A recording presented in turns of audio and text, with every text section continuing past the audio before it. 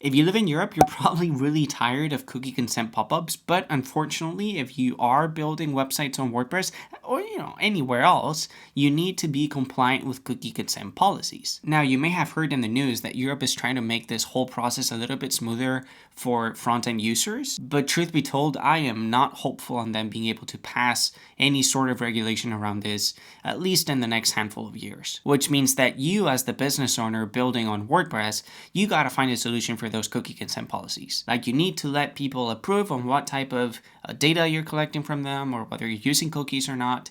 And don't worry, I've got a really cool solution for you. It is called WP Consent, and you can see how I actually have it installed here on my blog. I've been using it for quite some time now, and it works really well. It will actually scan your site for any known scripts that may be getting fired on your site, and it will configure cookies automatically for them. And the most important thing of them all, in my opinion, is being able to customize how the banner actually looks. You can have a long banner, a floating banner, a pop-up type banner. You can choose whether you want to display it on the top or the bottom. And this is what it looks like.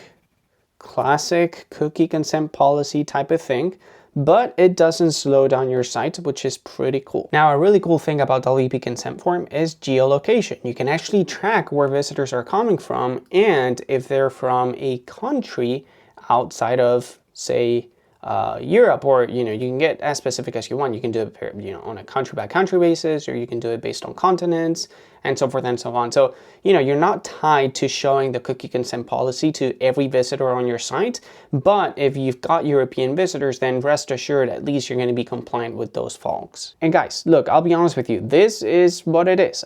It's not fun. I actually hope that this regulation passes at some point, because I would much rather have like a default setting inside my browser that says accept cookies about this, this, and that, and do not accept cookies about this other thing.